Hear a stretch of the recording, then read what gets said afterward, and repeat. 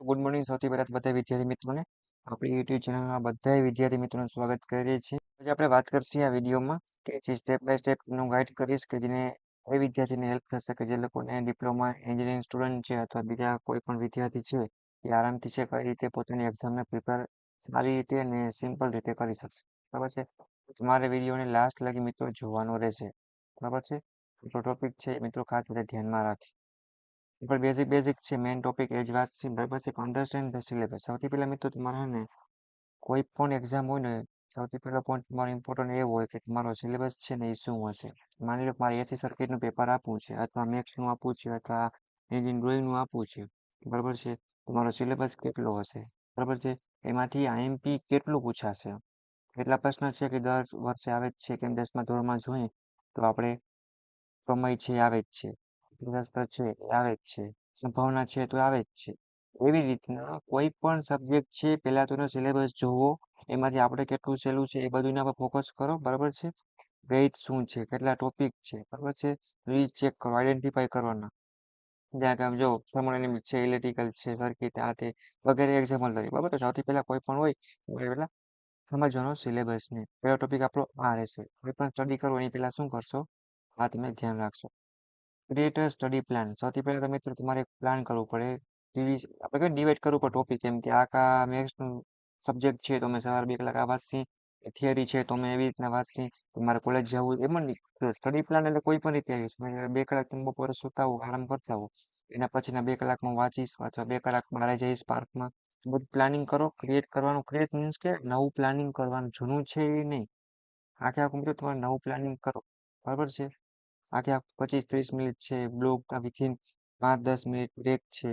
બરાબર છે. આ તે કોઈ પણ રીતે સેશન છે એ જોવાનું, તમારે રિવિઝન કરવાનું અથવા કોઈ પણ ટાઈપનું એજ્યુકેશનને આપણું ટાઈમ ટેબલ બનાવવાનું. ક્રિએટ હું તો કહું ભણવાનું બનાવો ને એવી રીતના આખા દિવસનું બનાવવાનું કે સવારે ઉઠીશ તો આ કરીશ, પછી એવી રીતના કરીશ, બહાર જઈશ, નાસ્તો કરી, 2 કલાક વાંચીશ, પછી 2 કલાક મારા હોમનું કામ કરીશ, મીન્સ ઘરનું કરીશ, પછી 2 કલાક 5-10 કલાક કોલેજ જવાનું છે ત્યાં જઈ આવીશ, પછી ત્યાંથી મારે અધર એક્ટિવિટી માટે 1 કલાક જવાનું છે, પાર્કમાં જવાનું છે. બરાબર છે. આખું પ્લાનિંગ કરો. બરાબર છે. એવી રીતે તમે જોતું જવાનું છે. ડેલી રિવિઝન છે એ પણ ટાઈપિંગ કરી અને કોઈ કરતું જવાનું છે. બરાબર છે. અને ફોકસ એન્ડ બેઝિક. સૌથી પહેલા તમારે ફોકસ કરવાનો બેઝિક વસ્તુ ઉપરથી. હું એમ કહું છું કોઈ પણ ટોપિક તમારો હોય એના પર તમારે ફોકસથી અને બેઝિક ના મુદ્દા છે, બેઝિક થિયરી છે, બેઝિક નોલેજ છે તમારી પાસે પહેલા હોવું પડે. પછી તમારે ડીપમાં અંદર ઉતરવાનું. બરાબર છે. તો ત્રીજા નંબર પોઈન્ટ આપણો આ હશે. બરાબર છે. અને ચોથા નંબર એમ કહે કે use the easy learning resource. તમને સિમ્પલ રીતે અને કઈ રીતે ઇઝીલી મળી જાય મિત્રો એવું મટીરિયલ છે, એવા રિસોર્સ છે એ વાપરો. ટેક્સ્ટ બુક છે જેમ કે શોર્ટ નોટ જો લખેલું પણ શોર્ટ તમે વાંચી શકો છો, એવું કંઈ નથી. ટેક્સ્ટ બુક છે, પછી તમારી શોર્ટ નોટ હોય, ફોર્મ્યુલા બુક હોય, કોઈ પણ હોય. યુટ્યુબમાંથી ટ્યુટોરિયલ મળતું હોય, મટીરિયલ મળતું હોય. જેમ કે આપણે યુટ્યુબ ઘણું બધું મળી રહ્યું છે. કોઈ એપ છે એમાં મળતું હોય છે.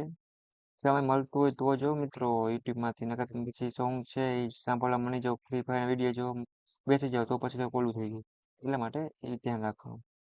5 નંબરનો પોઈન્ટ એ છે કે સોલ્વ તમારે જે પેપર હોય યરના, લાસ્ટ યરના પેપર છે, અમુક એક્ઝામના પેપર છે, પેપર તમારે શું કરવાનું સોલ્વ કરવાના. એટલે તમને એ આઈડિયા આવશે કે તમારા એક્ઝામ કેવી છે, કેવા કેવા પ્રશ્ન પૂછાય છે.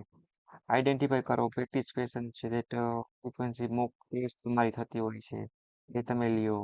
બરાબર છે. ટાઈમ મેનેજમેન્ટ છે એ કરો. અને ટ્રીક વાપરવાની તમારે કઈ રીતે પેપર સોલ્વ કરવું, કેટલા સમયમાં કરવું. આ બધું બેઝિક આપણી પાસે હવે હોવું જોઈએ ને આવડતું હોવું જોઈએ. બરાબર છે.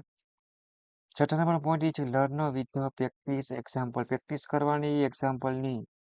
બરાબર છે ને કોઈ પણ હોય પ્રેક્ટિસ વગર પોસિબલ નથી. માનું કે સ્ટેટિસ્ટિક્સનો અથવા આંકડાશાસ્ત્રનો દાખલો છે, પ્રેક્ટિસ વગર આપણે કઈ રીતે આવડે. એકવાર કરો અડધો આવડશે, બીજી વાર કરશો અડધા સ્ટેપ થશે, એમ કરશો 5 વાર કરશો એટલે આવડી જ જશે. બરાબર. તો લર્ન વિથ પ્રેક્ટિકલ એક્ઝામ્પલ કરવાના છે અને પ્રેક્ટિસ પણ કરવાની છે. મિની પ્રોજેક્ટ છે, પ્રેક્ટિકલ લેબ છે, એ બધું એક્ટિવિટી કરતો. ખાસ ઇમ્પોર્ટન્ટ આવે જો તમે બેનિફિટ વાતોમાં ટાઈમ પાસ ન કરો તો તમારે ગ્રુપ સ્ટડી કરવાની. જે લોકોને હું ડિસ્કસ એ ટોપિક છે વિથ ફ્રેન્ડ સાથે કરતા હોય. ટાઈમ પાસ જો વાતોમાં કે ફ્રી ફાયરમાં ચડી જાઓ, એક વાત તો બીજા એમ કે હાલો હવે વાંચવું નથી ભાઈ ગેમ રમવી છે, તો પછી આનો ગેરફાયદો થયો કે એવું નહીં કરવાનું. તમે બધા દોસ્ત છે ભેગા થાવ છો, ગ્રુપમાં સ્ટડી સારી રીતે કરી શકો છો, તો તમારે આને કરવાનું. અને જેટલા ડાઉટ છે તમારે સોલ્વ કરી નાખવાના. બરાબર છે? Share study material and note. બરાબર છે? બધું કરવાનું આમાં, એવું કંઈ નહીં. યુઝ ધ શોર્ટકટ છે તમારી, એ બધું ખાસ વાપરવાનું હોય. જેમ કે એક્ઝામ્પલ તરીકે ઓહમનો લો છે, બરાબર છે? તો શોર્ટમાં ફોર્મ્યુલા તરીકે તમે લખી શકો છો, આંકડા દર્શાવો. હવે એવું બધું શોર્ટમાં જેટલું તમે થિયરી લખશો ને એટલે વધારે માર્ક્સ આપશે. ને એક્ઝામિનરને શું થશે કે વાંચવું પણ ઓછું પડશે. Take care of your self. બરાબર છે? 9-8 કલાક છે તમારે સુવાનું, બરાબર છે? આરામથી. એટલું બધું પછી વાંચવામાં ટેન્શન નહીં લેવાનું. ભાઈબંધ હારે વાતચીત કરો, સારો દોસ્ત છે, સારો મિત્ર છે, એની સાથે વાતચીત કરો, એકાદી સ્ટોરી બનાવો, મેન્શન કરો, સારી રીલ જુઓ, અથવા સારું મૂવી હોય તો એ જોવાનું. ને એ કાંઈ ન કરવું તો બેસ્ટ છે, સારા મ્યુઝિક સાંભળો, કે તમે લાઈવ મીન્સ કે બાજુમાં બેસી અને વાતચીત કરી શકો છો. મજાક મસ્તી કરીને થોડીક વાર તમે તમારું મૂડ છે એ બી કરી શકો છો. એટલે આરામથી સૂઈ પણ શકો છો. બરાબર છે? અને ટીક બ્રેક ટુ એવોઇડ બધું ધ્યાન રાખવાની, એમ કે ટેક કેર છે, બરાબર છે? વ્યવસ્થિત તમારે તમારા પર ધ્યાન રાખવાનું છે. એવું નહીં કે સાવ આપણે ભણવા વાંચે તો પછી પાગલ થઈ જાય, એવું નહીં. Revise smartly. તમે કોઈ પણ વસ્તુ જે વાંચો છો, રિવિઝન કરો છો, એ સ્માર્ટ તરીકેથી કરવાનું. આપણે ખબર હોવી જોઈએ કે આપણે શું વાંચી છે એ બરાબર છે, મને પાછું યાદ રહેશે. લાસ્ટ 5 ડે રિવિઝન, નોટ છે, સોલ્વ કી ક્વેશ્ચન બધું થતું જવું જોઈએ. બરાબર છે? ફોકસ કરવાનું, હાઈ વેઇટેજ ટોપિક છે ને ફોર્મ્યુલા, કે સૌથી વધારે ચેપ્ટર છે એ કેવું છે, એક કરી નાખીશ તો પાસ થઈ જઈશ, બેકલોગ નહીં આવે, કેટી નહીં આવે, બચી ગયો, શાંતિ, મોજ મસ્તી, એવું વિચારી લેતા હોય છે. પણ જોવું પડે ને કે ફોકસ કરવું પડે તમારે પહેલા તો, કે સૌથી વધારે ટોપિક ફોર્મ્યુલા કેવું છે કે વધારે પૂછાતું હોય. બરાબર છે? એ તમારે વસ્તુ ધ્યાન રાખવાની છે મિત્રો, અને આરામથી મોજ મસ્તી કરતા કરતા અભ્યાસ કરવાનો છે, અને તમારા બેઝિક ટ્રીક છે એ તમારે વાપરવાની છો. તો આવી રીતના નવા નવા વિડીયો છે એની મુલાકાત હું લઈશ પાછો. તમારા બંનેનો સપોર્ટ કરવાનો, અને તમને કાંઈ પણ ન સમજાતું હોય તો ભાઈ છે તમારી પૂરેપૂરી હેલ્પ કરશે. બરાબર છે? આપણી યુટ્યુબ ચેનલ છે ગુજરાતી એન્જિનિયરિંગ એકેડમી ચેનલને સબસ્ક્રાઇબ કરી દો, બેલ આઇકન પ્રેસ કરી દો. આવા ઘણા બધા મિત્રો વિડીયો છે એ હું બનાવતો જ હોઉં છું, અને તમારા માટે જ બનાવું છું. તમને અમુક શું કહેવાય, તમારું જે આત્મવિશ્વાસ છે એ પણ વધે, અને ટેન્શન પણ ન આવે. બરાબર છે? જે એકલો કેટી જે લોકોને આવ્યા છે એ લોકોને ટેન્શન લેવાનું નથી. આપણે આગળ ધ્યાન રાખશી, સારી રીતે સારા માર્ક્સ સાથે પાસ પણ થઈ ગયા છે. ઓકે? તો આપણે નવા નવા વિડીયો સાથે પાછી મુલાકાત લેશી. અને જોબ માટે નોટ્સ ગ્રુપ છે એની લિંક પણ નીચે આપી દઈશ, પ્લસ જીટીયુની ઇન્સ્ટાગ્રામ કે ટેલિગ્રામમાં કાંઈ પણ ન સમજાય તો પર્સનલ પૂછી પણ શકશો. ઓકે? તો પાછા આપણે નવા વિડીયો સાથે મુલાકાત લેશી મિત્રો. Okay? Thank you, take care, bye bye. કંઈ પણ ન સમજાય તો હું છું, બરાબર? ટેન્શન નહીં લેવાનું, થઈ જાય.